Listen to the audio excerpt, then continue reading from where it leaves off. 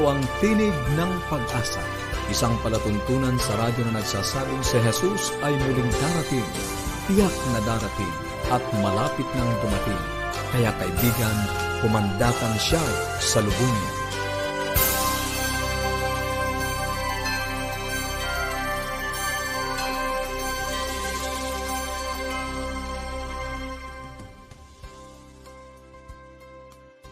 Happy Sabbath! Magandang araw po ng Sabado sa inyong lahat mga kaibigan.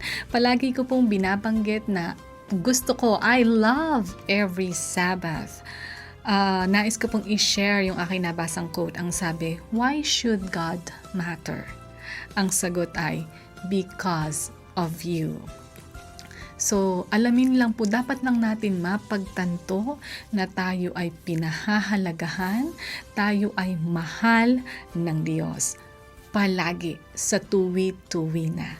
Muli po, nais namin kayong batiin, masaya at puno ng pagpapalang araw po ng Sabado. Ako po ang inyong kaibigan, Melo Anademong, dito sa Tinig ng Pag-asa. Ang programa pong ito ay hatid sa inyo ng Adventist World Radio. Kami po ay patuloy na nag-aanyaya na samahan kami upang atin pong tuklasin kung paano po natin mas magiging gagawing kapaki-pakinabang at produktibo po ang ating mga buhay at paano din po lalalim at lalong iigting ang ating pong relasyon sa ating Panginoong Hesus na siyang pinakalayunin po ng ating programa. Kami po ay patuloy pa rin sa pamimigay ng mga aklat at aralin sa Biblia. Sa inyo po na nagnanais makatanggap, tumawag lang po or mag-text sa 0917-174-2777 or sa 0968-853-6607. Maaari din po kayong tumawag sa ating toll-free number 1-800-132-20196 o kaya naman po mag-send ng email sa connect@adventist.ph. Tinig ng Pag-asa is also on social sa Facebook page AWR Luzon, Philippines. Ang ating pong YouTube channel Adventist World Radio North Philippines. Paki-like po, follow. Pwede rin po kayong mag-comment at paki-share of course sa inyo pong mga kaibigan. Tayo po ay magpapatuloy sa ating pag-aaral. Napakabilis po ng panahon. Ngayon ay May 1 na at tayo ay lubos na nagpapasalamat kay Ma'am Mary Jane, Dr. Mary Jane Sabat na siya pong ating nakasama sa loob ng buwan ng Abril. At ngayon pong pagpasok ng Mayo ay meron po tayong panibagong makakasama sa katauhan ni Ma'am VG Cueto. Siya po ang Tax Services Compliant Manager dito po sa ating tanggapan sa North Philippine Union Conference. Siya po ay Certified Public Accountant. Ano po, yan ang kanyang profesyon. At bago po siya nadala dito sa ating tanggapan, siya po ay nanungkulan sa BIR office. Ngayon po ang pag-uusapan natin tungkol sa pamimera, tungkol sa pananalapi. At ang topic po natin ngayon ay pera sa pamilya. Ano nga ba ang pera? Bakit nga ba natin ito kailangan? Obviously, hindi tayo makakakain, makakabili kung wala po tayong pera. Gaano nga ba ito kahalaga? Isa pang magandang tanong, gaano karaming pera ang aking kailangan?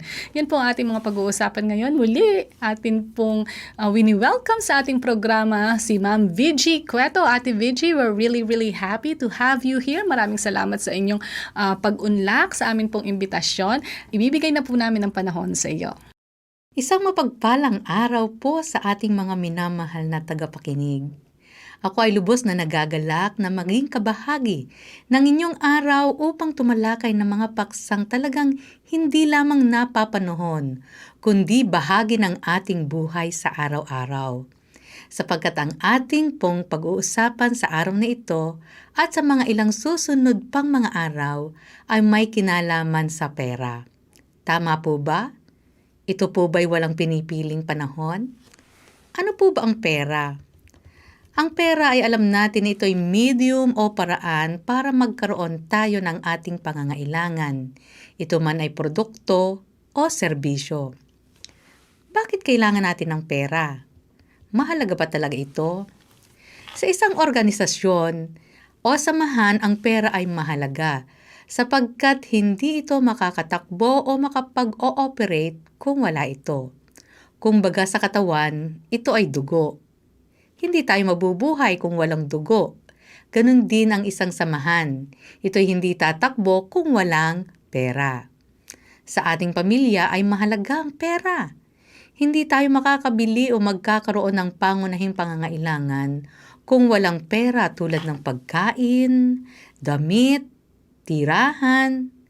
At kung tayo kikita ng malaki o makakaipon at mapapalago ito, ay mas may tsansa tayong mabuhay ng maalwan, di po ba? Magkakaroon ng kapangyarihan, impluwensya, at may tsansang makabili ng ating mga gusto.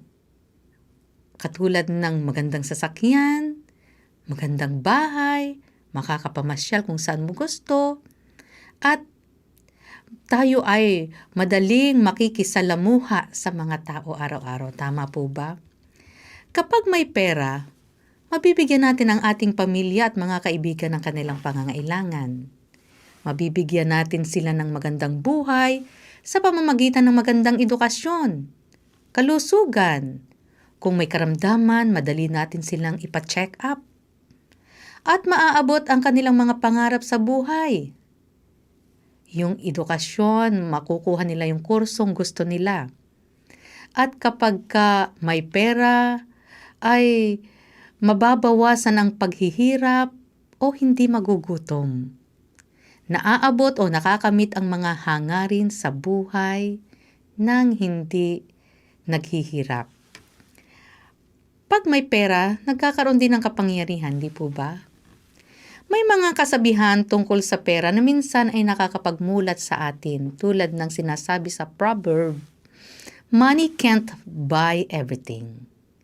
Hindi pwedeng bilhin ng pera lahat-lahat katulad ng kaligayahan. Meron ding kasabihan na, for the love of money is the root of all evil, sabi sa 1 Timothy 6:10. Ang pag-ibig sa salapi ay maaaring magdulot ng paggawa ng masama, labag sa batas, o mandaya o manlamang, manloko, magnakaw, at iba pa. Meron din kasabihan na dito na, if you want to feel rich, just count the things you have that money just can't buy. Kung gusto mong maging mayaman, bilangin mo yung mga bagay na hindi nabibili ng pera. Halimbawa, kung gusto mong maranasan ang pagiging mayaman, bilangin mo yung mga hindi mabibili ng pera tulad ng mabait na asawa. Mabibili mo ba yon? Hindi. So, mararamdaman mong mayaman ka na pag may mabait kang asawa. Ang asawa mo hindi walang bisyo, hindi nag-iinom ng alak, hindi naninigarilyo, hindi nang bababae, hindi nagsusugal. Sinisigurado kong ang magiging feeling mo ay mayaman. Ano pa? Masunuring anak. Malusog na katawan. Kung malusog ang katawan ng isang tao, meron sinasabi na health is wealth. Kapag ang pamilya mo ay malusog, para ka na ring mayaman. Alam niyo po, ang aking mga anak, since birth, hindi sila na-confine sa hospital. Hanggang ngayon, yung aking panganay ay 25 years old, ang aking bunso ay 23. So, mula noon, nagkakasakit sila, sipon, ubo, lagnat, pero sa bahay lang sila. Kami lang ang tumitingin. Yung span ng life nila na yun na hindi sila na-confine sa hospital, kinukonsider ko po yung kayamanan. Kaya nga nung minsan na nagka-dengue ang isang classmate ng anak ko, ang sabi niya, Mami, ikaw ay blood type O, gusto mong mag-donate? Sabi ko, oo anak, bilang pasasalamat na kayo ay hindi nade-dengue, hindi nagkakasakit, ako ay magdo-donate ng aking dugo. So, di po ba yun ay kayamanan? Ano pa? Kapag masayang samahan sa pamilya, may pagsusunuran, matulungin ang asawa at anak sa gawain sa bahay, that's sa akin po ay kayamanan yan. Kaya ang feeling ko, kahit wala akong material na bagay, wala akong malaking inimpok sa bangko, ang feeling ko po ako ay mayamang mayaman. Kaya tama ito sa akin, itong kasabihan ito. Ulitin ko, if you want to feel rich, just count the things you have that money just cannot buy. So, meron pa po isang kasabihan dito sa Isaiah 55:2. Ano't kayo'y nangagugugol ng salapi sa hindi pagkain at ng inyong gawa sa hindi nakakabusog. Ayan. Ito po isang paalaala sa atin na kung tayo ay gagastos ng pera, sikapin natin na yung pupuntahan ng pera natin ay kapaki-pakinabang. Ito ay nakakabusog sa atin, sa ating pamilya, na yung kabusugan ay magdadala sa kalusugan. Hindi yung bibili tayo ng mga pagkain na nakakasira sa kalusugan. Noong ako po ay kami nagpamilya, mga anak namin, iniwasan kong bumili ng mga chichirya, ng mga candy, dahil yan, kapag kumain ng candy ang mga bata, yung too much sweet, ay nagiging malikot yan. So ang mga anak ko ay hindi sila nakakakain ng candy, hindi ko sila ibinibili, pati ang mga junk foods, kaya nga sinabing junk foods hindi ba? So, kaya lang sila nakakatikim ng candy pag nakakapunta sa patay. So natutuwa sila pag may patay. Pero ganon, hindi sila lumaki na sila ay palabili ng mga pagkain. So maganda po talaga itong kasabihan nito. Ano't kayo'y nangagugugol ng salapi sa hindi pagkain at ng inyong gawa sa hindi nakakabusog. Ano pa yung mga bagay na hindi nakakabusog? Yung mga pagkain ngayon na sa halip na makabigay ng kalusugan, nakakasira sa ating kalusugan. Kaya iwasan natin yan. So ano pang kasabihan? Sabi pa dito, we buy things we don't need. With money, we don't have to impress people we don't like. Yan. Kung minsan tayo ay bumibili ng mga bagay na para ma-please lamang natin yung ibang tao. Minsan, dahil sa inggit, tayo ay bibili ng bagay na hindi naman natin kailangan. Nakitang ang kapitbahay, may bagong washing machine. Ikaw ay meron ng washing machine. Gusto mo ring bumili ng another para lang hindi ka malampasan ng iyong kapitbahay. So, bumibili tayo ng mga bagay na hindi natin kailangan. And yes, even the Beatles knew that. Alam niyo po yung mga nganta na Beatles? Ang sabi na, money can't buy me love. Hindi mabibili ng pera ang pag-ibig. Ang mga material na bagay ay hindi siyang pinakamahalaga sa buhay ng tao. Ang kaligayahan ay nangunguna kaysa salapi o pera. Lagi nating naririnig na hindi mabibili ng pera ang kaligayahan. Sa aklat ng The Stumbling on Happiness na ang author ay si Daniel Gilbert, a Harvard professor, nagsabi ng kapag nakuha ng tao ang kanyang kailangan, hindi pa rin sapat gaano man karami ang pera sa pagkakaroon ng kaligayahan. Halimbawa, kapag nabili ng isang tao ang gusto niya, ang kaligayahan kanyang nadadama ay panandalian lamang. Tama po ba yon? Ang tanong ay, gaano karaming pera ang iyong kailangan? Ano ang kapalit nito para makuha mo ito? Kailangan natin ng pera, pero tandaan natin na kapag nakuha natin ito ay may kapalit ding halaga. Ang panahon, lakas, kalusugan na ginagamit sa pagtatrabaho, pag-iipon at pagpaparami ng pera ay naaagaw natin sa mga bagay na mas mahalaga sa ating buhay. Kaya dapat matuto tayong balansehin ang mga ito. May mga tao na habang bata ay ginagamit ang kanilang lakas upang magkamit ng maraming pera, upang sila'y magkaroon ng tinatawag na financial freedom, makabili ng bawat gustuhin, makapamasyal sa iba't ibang lugar, magkaroon ng maaluwang buhay, makabili ng mga pinapangarap na bahay, sasakyan, makagawa ng mga charitable na gawain, hanggang kung minsan o kadalasan ay nalilimutang may mahalaga palang mga oras na dapat ay naibibigay sa mahal sa buhay. Na hindi namamalayan ay nasisira na pala ang mga relasyon hanggang sa mawala na ang mga taong pinaglalaanan ng mga pangarap. Maraming mga tao ang walang kasiyahan sa buhay. Marami ng pera ay pagkita pa rin ng pera ang kanilang iniisip. Subalit marami din tayong mababalitaan ng mga taong maraming pera na hindi naging masaya sa buhay. Mayroon tayong mababalitaan ng mga mayayaman na nagpapatiwakal. Oo, nagbibigay din ng kasiyahan ang pera, subalit wag natin laging asahan iyon. Dapat isipin natin na hindi lamang gamitin ang pera para sa material na bagay, kundi para sa makabuluhang karanasan at alaala. Gamitin natin ang pera ng may katalinuhan.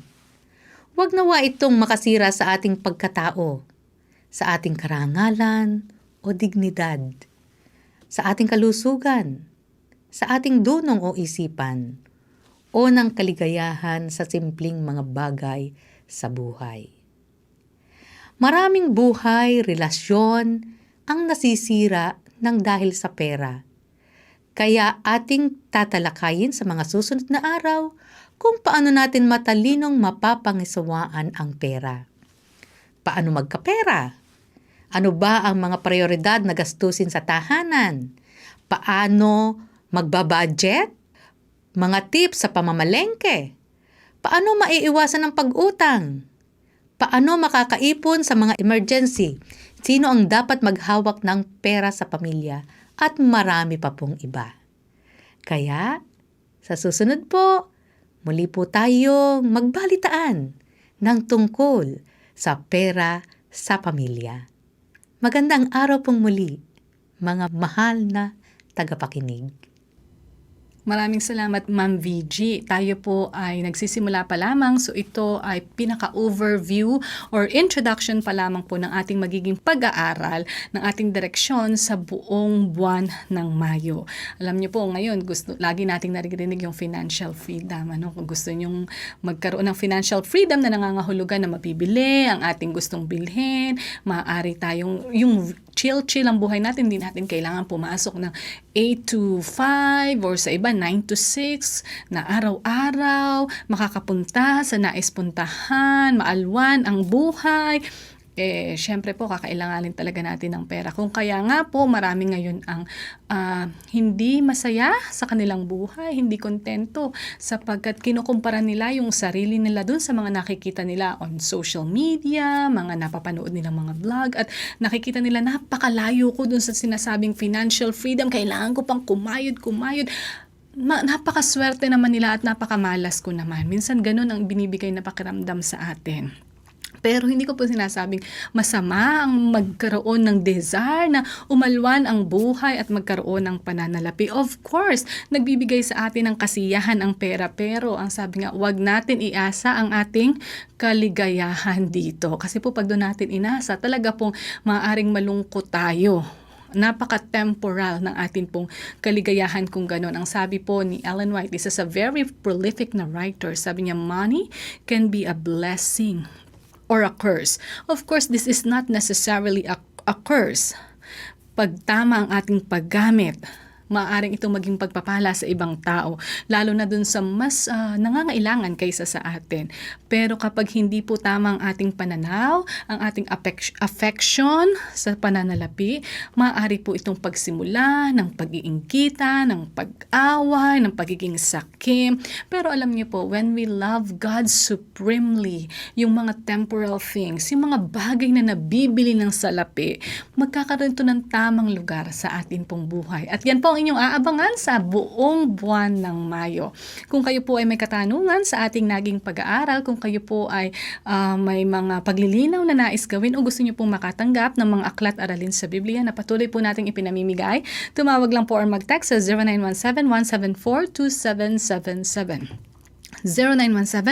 0917-174-2777 or sa 0968-853-6607. 0968-853-6607. Ating pong toll-free number, 1-800-1322-0196. Pwede din po kayo magpadala ng mensahe sa ating Facebook page, AWR Luzon, Philippines, or sa ating YouTube channel, Adventist World Radio North Philippines. Sa bahagi pong ito, pakinggan natin ang mensahe ng awitin.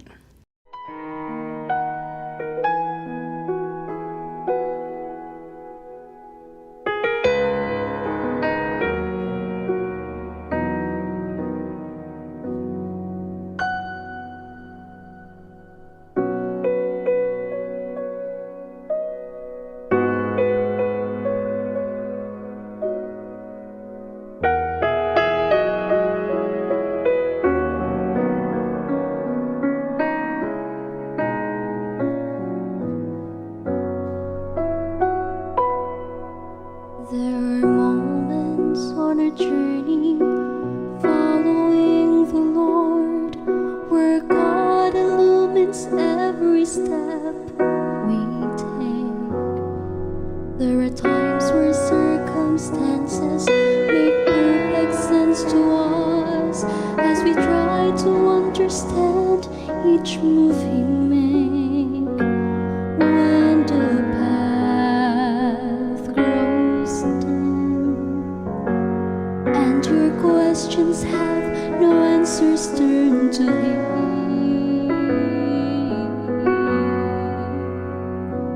Bow the knee, trust the heart of your Father when the answer goes beyond what you can see. Bow the knee, lift your eyes toward heavens and believe the one who holds eternity. And when you don't understand the purpose of His plan, in the presence of the King, bow the knee.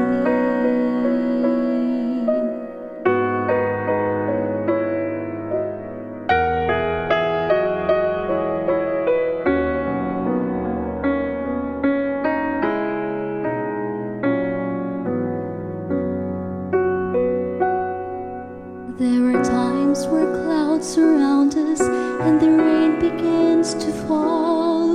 The cold and lonely wind won't cease to blow, and there seems to be no reasons for the suffering we feel. We are tempted to believe God does not know when the storms arise. Don't forget we live by faith and not by sight. Bow the knee, trust the heart of your Father when the answer goes beyond what you can see. Bow the knee, lift your eyes toward heavens and believe the one who holds eternity. And when you don't understand the purpose of His plan, in the presence of the King, bow the knee, trust the heart of your Father when the answer goes beyond what you can see. Bow the knee, lift your eyes toward heavens and believe the one who holds eternity. And when you don't understand the purpose of His plan, in the presence of the King, bow the knee.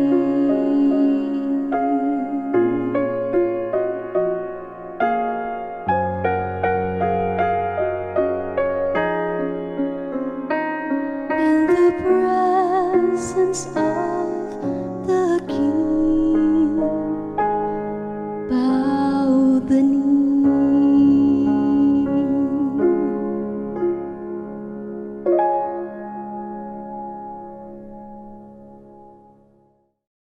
Purihin ng Diyos sa mensahe ng awitin na sana po naghanda sa ating puso at isipan sa pagtanggap ng pabalita na para sa atin ngayon. Sa pagpapatuloy po ng ating series ng mga kalalakihan sa banal na kasulatan ay ang kwento po o narrative ni Daniel ang ating pinag-uusapan, bibigyang pansin. So kahapon po pinag-aralan natin ang tungkol kay Daniel. Ito po ay yung kasunod na bahagi noong inihayag sa kanya ang mangyayari sa hinaharap. Daniel views the future sapagkat ang Diyos binigyan si Daniel ng kaloob na maunawaan, makapag-interpret ng mga panag-inip, mga pangitain at makita ang future. Yan po ang ating pag-aaralan ngayon. Ibigay natin ng panahon kay Pastor Romy.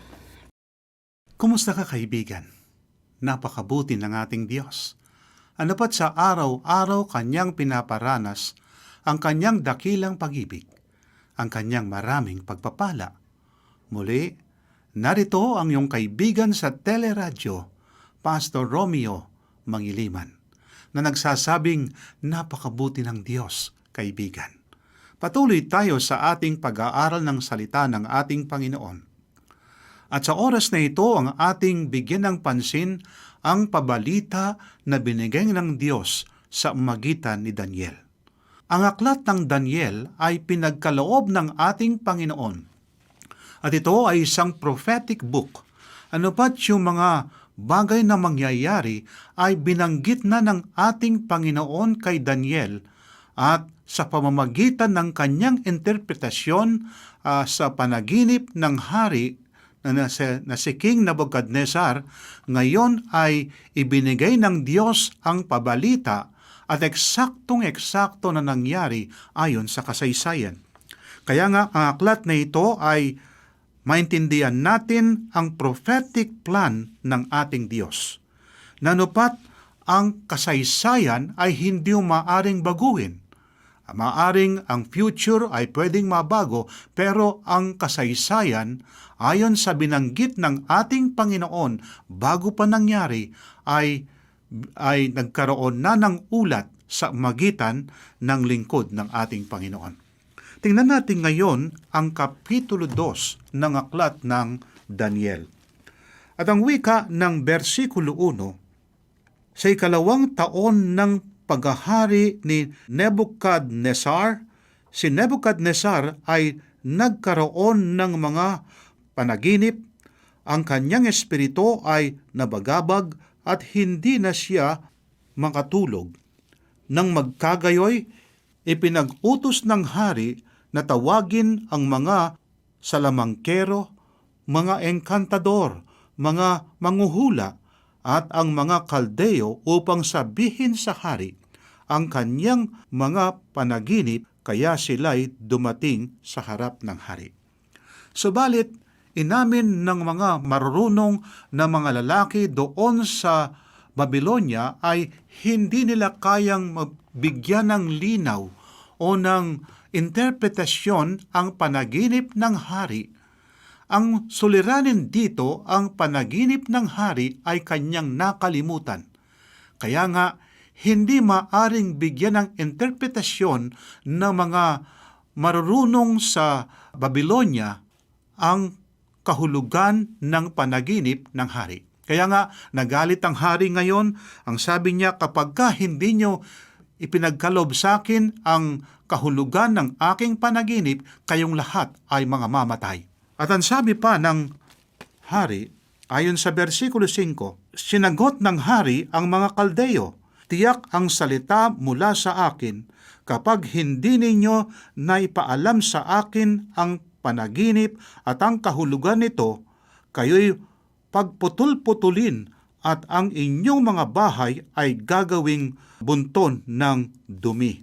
Kaya ito ngayon ang sinasabi ng hari at ilang beses ngayon na sila ay sumagot sa hari, subalit ngayon hindi kayang ipaliwanag nila ang panaginip ng hari.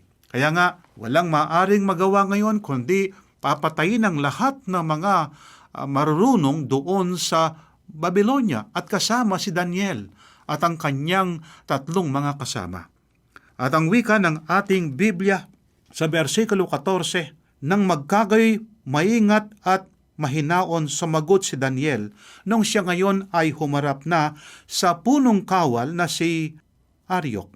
Nang magkagayoy maingat at mahinaong sumagot si Daniel kay Aryok na punong kawal ng bantay ng hari na lumalabas upang patayin ang mga pantas ng Babylonia. Sinabi niya kay Aryok na punong kawal ng hari, bakit madalian ang utos ng hari? Ipinaliwanag ni Aryok ang pangyayari kay Daniel. Kaya't si Daniel ay pumasok at humiling sa hari na bigyan siya ng panahon upang kanyang may paalam sa hari ang kahulugan. Kaya nga ngayon, huwag munang sanang gawin ang utos ng hari, kundi bigyan ako ng konting panahon at ang aking mga kasama na humingi ng tulong sa Diyos na aming pinaglilingkuran at ipapaliwanag ang panaginip ng hari. Kaya ang sabi ng ating Biblia, pumasok si Daniel sa kanyang bahay at pinaalam ang pangyayari kina Hananias, Misael at Azarias na kanyang mga kaibigan. Kanyang sinabihan sila na humingi ng awa sa Diyos ng kalangitan tungkol sa hiwagang ito, upang si Daniel at ang kanyang mga kaibigan ay huwag mamatay na kasama ng ibang mga pantas ng Babylonia. At ang hiwaga ay ipinahayag kay Daniel sa isang pangitain sa gabi. Nang magkagayoy, pinuri ni Daniel ang Diyos sa langit. At sinabi ni Daniel, purihin ang pangalan ng Diyos magpakailanman, sapagkat sa Kanya ang karunungan at kapangyarihan. Kaya nga, sa panahon ng pangangailangan, sa panahon na wala magagawa si Daniel, kundi siya ay lalapit sa Diyos kasama ng kanyang mga kaibigan upang ipaalam ng Diyos ano ba ang kahulugan ng panaginip ng hari. Kaibigan, walang pagsala na tayo ay napapaharap kung minsan sa mga suliranin, sa mga hamon sa buhay. Bakit hindi tayo lumapit sa Diyos? Ang Diyos na ating manalalang, ang Diyos na ating manunubos, na kapag ka ang kanyang mga anak ay lumalapit sa kanya at humihingi ng tulong, ang ating Diyos ay nakikinig sa ating mga panalangin. Kaibigan, sa maraming pagkakataon, yung mga banal na naulat sa Biblia at maging ang mga karanasan ng ibang mga tao, kanilang pinapatunayan na kapag ka tayo ay lumalapit sa Diyos, sabihin natin ang ating mga suliranin, sabihin natin ang ating mga pangangailangan, ang Diyos ay tumutugon sa ating mga panalangin. At ang wika ng ating Biblia, ayon sa kanyang sinabi sa Diyos, purihin ang pangalan ng Diyos magpakailanman, sapagkat sa Kanya ang karunungan at kapangyarihan. Ang Diyos ay nagbibigay ng karunungan sa Kanyang mga anak na may takot sa Kanya. Ang Biblia ay gumamit ng salitang takot sa Kanya. Ang pinanggalingan nito ay reverence, paggalang. Hindi yung takot ka na ikaw ay mamamatay kung anong mangyayari na hindi maganda. Hindi yun ang sinasabi ng ating Biblia, kundi ang sabi sa Kawikaan 1:7, ang takot sa Panginoon ang pasimula ng kaalaman. Ang karunungan at turo ay hinahamak ng hangal. Kaya nga, yung karunungan na nasa kay Daniel ay galing sa Diyos. At ang sabi pa ng ating Biblia ayon kay Santiago, ang sino man ang kulang ng karunungan o yung wisdom, humingi sa ating Panginoon at ang ating Diyos ay nagbibigay ng karunungan. Ito pang sabi ng ating Biblia, kung anong ibig sabihin ng karunungan o yung sinasabing paggalang, yung sinasabi natin na yung takot, reverence, sa 8:13 ng Kawikaan. Ang takot sa Panginoon ay pagkamuhi sa kasamaan. Ang kapalaluan, kahambugan, landas ng kasamaan at ang masamang pananatili ay aking kinasusuklaman. Sa mga tuwid, ang isang taong may takot sa Diyos, siya'y suklam na suklam sa kasalanan. Ayaw niya ang kasalanan. At ang sabi nga sa English, ang sinasabi ng kapitulo ito at bersikulo, ang wika, the fear of the Lord is to hate evil, na hindi mo gusto yung masama, ayaw mo yung kasalanan. Yun ang ibig sabihin. Kaya nga, sapagkat si Daniel ay sumusunod sa Diyos, may takot sa ating Panginoon, na kasama ng kanyang 3 kaibigan, pinaalam ng Diyos sa kay Daniel ang kahulugan ng panaginip ng hari. Kaya nga, kanyang pinuri ang Diyos sa sabi sa versikulo 21, siya ang nagbabago ng mga panahon at mga kapanahunan, siya'y nag-aalis ng mga hari at naglalagay ng mga hari, siya'y nagbibigay ng karunungan sa marunong at ang kaalaman sa may pag-unawa. Kaibigan, napakaganda itong sinasabi ni Daniel na galing sa Panginoon. Ang Diyos ang naglalagay ng mga hari, ng mga presidente sa mga bansa, at ang Diyos din ang nag-aalis. Maaring itanong natin, paano yung masamang mga hari? Pinaintulot ng ating Diyos. Pero kapag kasukdulan ang kanilang ginagawa at nakasamaan, ang Diyos ang siyang nag-aalis. Katulad ang nangyari kay King Saul ng Israel, inalis ng Diyos ang pagiging hari sa lalaking ito. Kaya nga, pinuri ngayon ni Daniel ang ating Diyos. At pagkatapos ngayon, si Daniel ay kanyang sinabi kay Aryok kung ano ang kahulugan ng panaginip, kanyang sasabihin sa hari. Kaya ang sabi sa versikulo 26, sinabi ng hari kay Daniel na ang pangalan ay Belteshazzar, kaya mo bang ipaalam sa akin ang panaginip na aking nakita at ang kahulugan nito?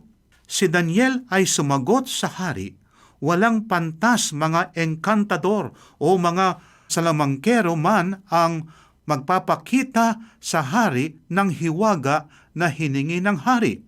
Subalit, ang sabi nga sa versikulo 28, ngunit may isang Diyos sa langit na naghahayag ng mga hiwaga at kanyang ipinaalam sa Haring Nebuchadnezzar kung ano ang mangyayari sa mga huling araw. Ang iyong panaginip at pangitain habang ikaw ay nakahiga sa higaan ay ang mga ito. Sa mga tuwid, bago niya ibinigay kay Haring Nebuchadnezzar ang kahulugan ng panaginip, ay pinuri muna ni Daniel ang Diyos na kanyang pinaglilingkuran at itinuro sa hari ang tunay na Diyos. Kaya sabi sa 29, tungkol sa iyo o hari, habang ikaw ay nasa iyong higaan, ay bumaling ang iyong mga pag-iisip kung ano ang mangyayari sa hinaharap, at siya na naghahayag ng mga hiwaga ay ipinaalam sa iyo kung ano ang mangyayari. At ang wika sa 31, ikaw ay nakamasid o hari at nakakita ka ng isang malaking rebulto. Ang rebultong ito, makapangyarihan at lubhang makinang, ay tumayo sa harap mo at ang anyo nito'y kakilakilabot. At ang wika ng lingkod ng Diyos na ito, yung rebulto na nakita ng hari ngayon, na ang kanyang ulo ay yari sa ginto, ang kanyang dibdib at mga bisig nito ay pilak, at pagkatapos ang tiyan na mga hita nito ay tanso, ang mga binti nito ay bakal, at ang mga paa nito ay may bahaging bakal at may bahaging luwad o yung putik o clay sa wikang English. At pagkatapos ang wika, sa versikulo 34, patuloy kang tumitingin hanggang sa may natibag na isang bato, hindi sa pamamagitan ng mga kamay, at ito'y tumama sa rebulto, sa mga paa nitong bakal at yung clay, at dinurog ang mga ito.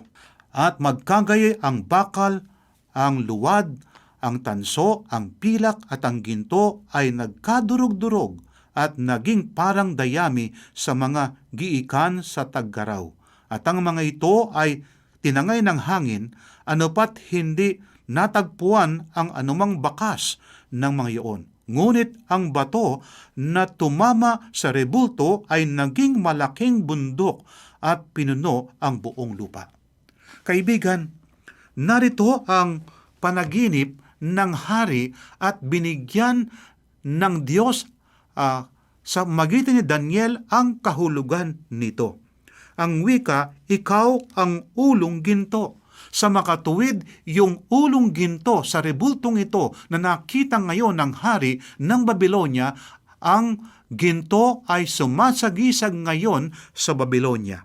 Ayon sa kasaysayan, noong petsang 605 BC hanggang 539 BC, naghari ang Babylonia sa buong daigdig.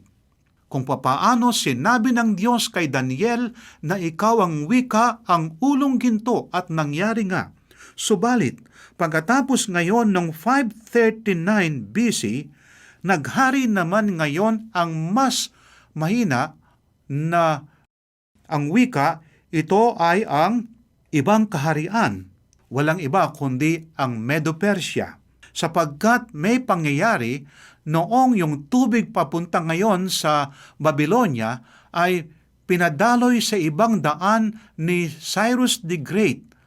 At sa magitan nito ngayon, napasok ang Babylonia at natalo sa labanan ang Babylonia, kaya ang naghari sa pangalawa ay ang Medo-Persia.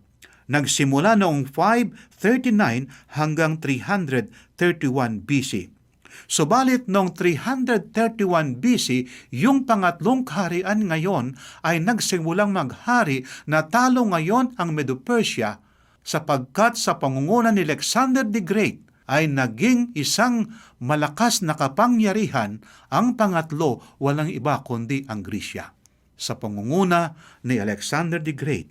Subalit, bagamat ngayon ang Grisya ay napakalakas, noong petsang 331 BC, ito ngang Grisya ay naghari hanggang 168 BC, sumunod naman ngayon ang Roma, ang pagan Rome, sapagkat noong 168 BC hanggang 476 AD, napakatagal. Ang Roma, ang pagan Rome, ang siyang naghari sa buong daigdig. Ito ay kumakatawan ngayon sa bakal na legs ayon sa sinasabi ng ating Biblia. At yung ngayong talampakan magkahalong putik o luwad at bakal ay pagkatapos ngayon ng sinasabing pagan Rome ay humina ang pagan Rome na ito at pagkatapos nahati ngayon sa 10 kaharian ang pagan Rome. Walang iba kundi ang mga bansa sa Europa na ang Alemani, ang Germany sa ating panahon ngayon, Anglo-Saxon, ang Great Britain, ang Burgundians, ito ang Switzerland, ang France, ito ang France, ang Heruli ay nasira ito, at gayon din ang Lombards ay ang Italy, ang Ostrogoths ito ay nasira, ang Sueves ay Portugal, ang Vandals ito ay nasira din, at pagkatapos ngayon ang Visigoths, walang iba kundi ang Spain. Kaibigan, kung papaano ang mga daliri ay hiwa-hiwalay, ganun din ang mga bansang ito ay nagkahiwa-hiwalay, ang sinasabing Roman Empire. Kaibigan, sinikap ng maraming mga nanunungkulan na i-unify o ang Roman Empire na ito ay pagisain nila, magkaroon ng pagkakaisa. Subalit ayon sa sinabi ng ating Diyos at ipinakita sa panaginip ng hari ng Babylonia, ito ay nangyari kailanman, ay hindi na maaring magsama-sama pa ang mga bansang ito. Sinisikap ng ibang mga naghari katulad ni yung nanguna sa Germany, si Hitler, ay hindi rin nagkaisa ang Europe. At ang wika sa atin, pagkatapos ngayon ay merong isang bato. Ang batong ito, ang wika, ay hindi gawa ng kamay. Ang wika sa versikulo 34, patuloy kang tumitingin hanggang sa may natibag na isang bato, hindi sa pamamagitan ng mga kamay, at ito'y tumama sa rebulto sa mga paa nitong bakal at luwad, at dinurog ang mga ito. Ano ba itong batong ito? Kaibigan, walang iba kundi ang kaharian ng ating Panginoon. Magkakaroon ng wakas ang lahat ng mga kaharian sa lupang ito, at ang kingdom ng ating Panginoon ay maghahari sa buong daigdig, hindi lamang sa ating daigdig na ito, kundi pa naman sa lahat maghahari ang ating Panginoon. Tatapusin ng ating Panginoon ang lahat ng mga kaharian sa lupang ito, sapagkat ang Diyos, ang nais niya, wawakasan ang lahat ng kasamaan ng mga bansa na naghari sa buong daigdig. Tungkol naman sa batong ito, sino ba itong batong ito? Ang wika sa ating Biblia sa mga awit, Kapitulo 118, versikulo 22 at 23, ito ang sabi ng Biblia. Ang batong itinakwil ng mga nagtayo ay naging panulok na bato. Ito ang gawa ng Panginoon. Ito ay kagilagilalas sa ating mga mata. Sa makatuwid yung batong sumira sa larawan na yon o rebulto, walang iba kundi ang kaharian ng ating Diyos. Wawakasan ng ating Panginoon ang lahat na mga ito, sapagkat, kaibigan, hindi na magtatagal, muling darating ang ating Panginoon at ang mga nagahari sa lupang ito, kaibigan, wawakasan ng ating Panginoon. Kaya nga, wala na ngayong maghahari sa sanlibutan na ito na mga haring masama ang kalang budhi o ang kalang dandamin na nagbibigay ngayon ng kahirapan sa maraming mga tao, kaibigan. Ang ating Diyos, ang siyang maghahari sa buong daigdig. At itong sinasabi sa Daniel ay katulad din ng sinasabi sa aklat ng Apokalipsis 13:1. Tatapusin ng ating Panginoon ang paghaharing ito ng mga bansa o ng mga kaharian. Kaya ang sabi sa versikulo 34 ng aklat ni Daniel, Kapitulo 2, ang wika, patuloy kang tumingin hanggang sa mga natibag na isang bato, hindi sa pamamagitan ng mga kamay, at ito'y tumama sa rebulto sa mga paa nitong bakal at luwad, at dinurog ang mga ito. Kaibigan, pagkatapos ngayon si Daniel ay naipagkaloob ang kahulugan ng panaginip ng hari ng Babylonia. Ang wika sa versikulo 44 ng Kapitulo 2, at sa mga araw ng mga haring iyon, ang Diyos sa langit ay magtatatag ng isang kaharian na hindi magigiba kailanman, o ang kapangyarihan man nito iiwan sa ibang bayan. Dudurugin nito at wawasakan ang lahat ng mga kahariang iyon, at ito'y mananatili magpakailanman. Kung paanong iyong nakita na ang isang bato ay natibag mula sa bundok, hindi sa pamamagitan ng kamay, at dinurog ang mga bakal, ang tanso, ang luwad, ang pilak at ang ginto, ipinaalam ng dakilang Diyos sa hari kung ano ang mangyayari sa hinaharap, at ang panaginip ay totoo at ang kahulugan nito'y mapagkakatiwalaan.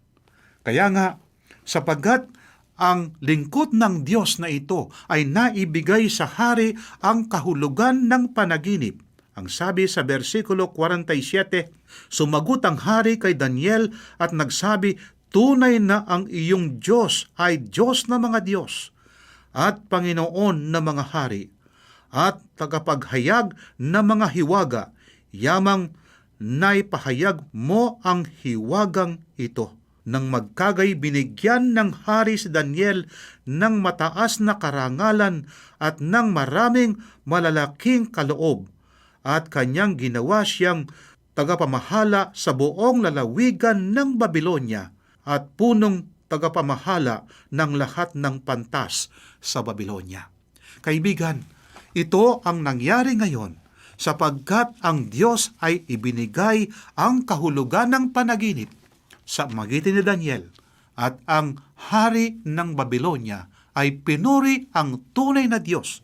Kaibigan, tayo ba ay nagpapahayag sa ating pamumuhay na tayo ang nanampalataya sa Diyos na tunay?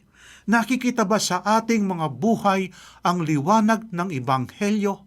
Ang sabi nga ng ating Biblia, "Be ye therefore perfect, even as your Father in heaven is perfect." Kaibigan, mahayag nawa sa atin na tayo ay mga anak ng Diyos. Ang ating mga buhay ay nagpapahayag tayo ay mga lingkod ng ating Panginoon. Bago tayo magtatapos ngayon, basahin natin ang sinasabi sa aklat ng Pilipos 4:6 at 7. Huwag kayong mabalisa sa anumang bagay, kundi sa lahat ng mga bagay sa pamamagitan ng panalangin at pagsamo na may pagkapasalamat ay ipaalam ninyo ang inyong mga kahilingan sa Diyos, at ang kapayapaan ng Diyos na hindi maabot ng pag-iisip ang mag-iingat ng inyong mga puso at mga pag-iisip kay Kristo Jesus. Tayo'y manalangin. Mapagpala at dakila po naming Diyos, napakabuti po ninyo. Inyong pinahayag sa amin ng lahat ng mga bagay sa mundong ito, ang mga naghahari na kung minsan nagkakaroon ng kahirapan ang inyong mga anak, ang mga banal, wawakasan ng aming Diyos. At ang aming Panginoon ang maghahari ngayon, wala ng kasamaan sa mundong ito.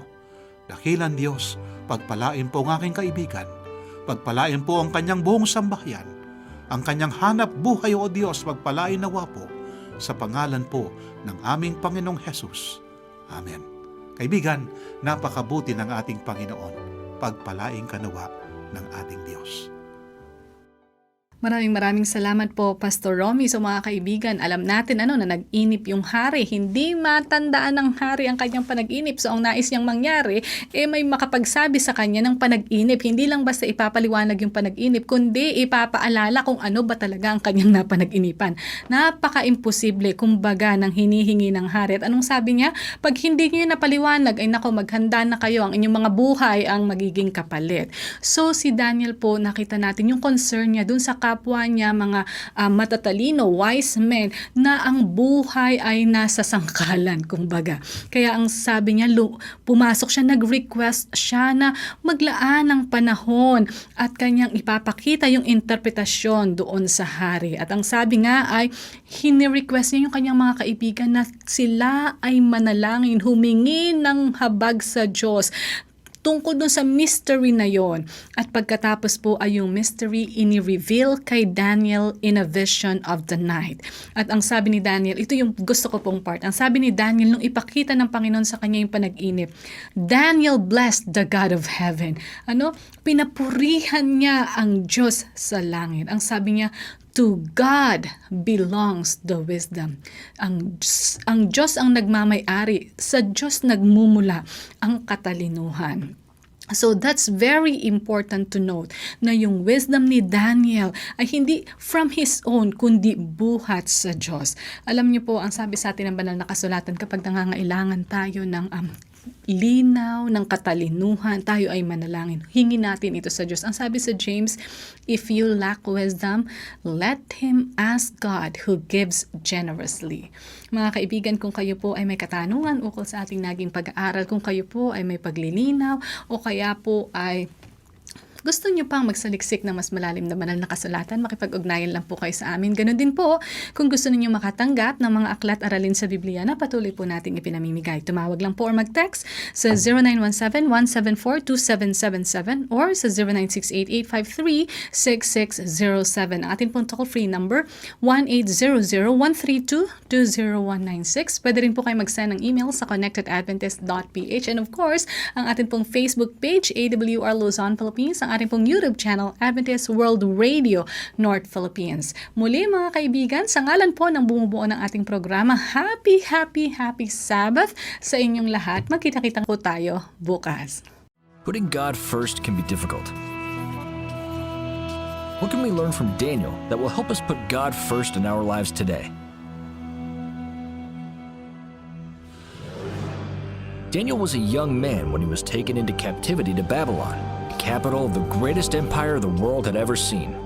King Nebuchadnezzar always took the best and brightest young men as captives from the many nations he conquered.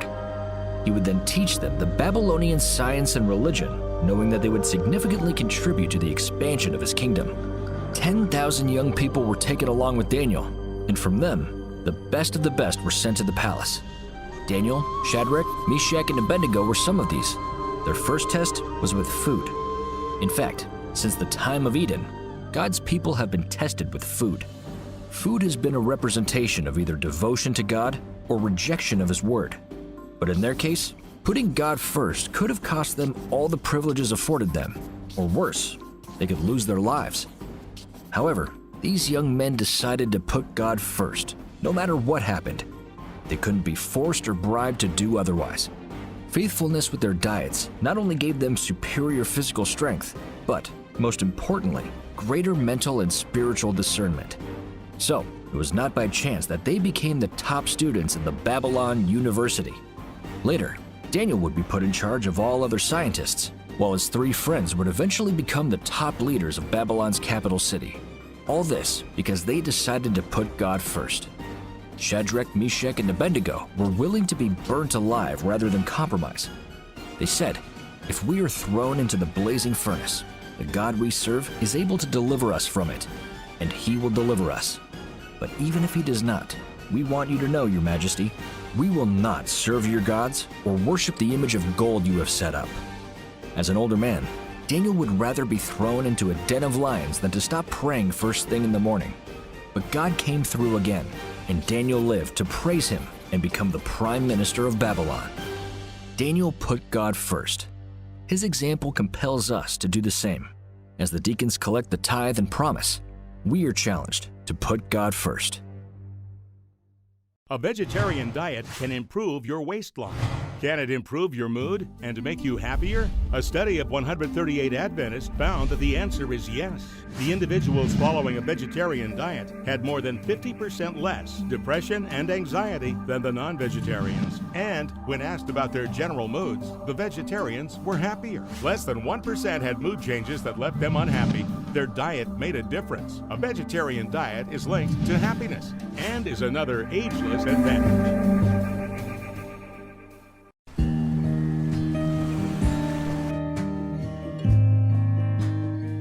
Every hour of every day, someone, somewhere, is praying for the outpouring of the Holy Spirit.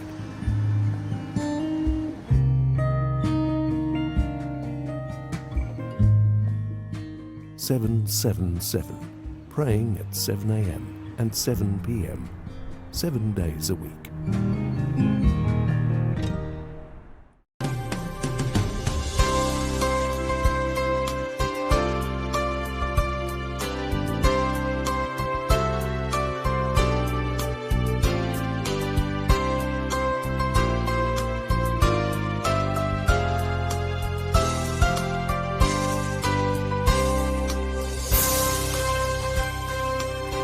Ito ang Tinig ng Pag-asa, isang palatuntunan sa radyo na nagsasabing si Jesus ay muling darating, tiyak na darating, at malapit nang dumating. Kaya kaibigan, pumandakan siya sa lubungin.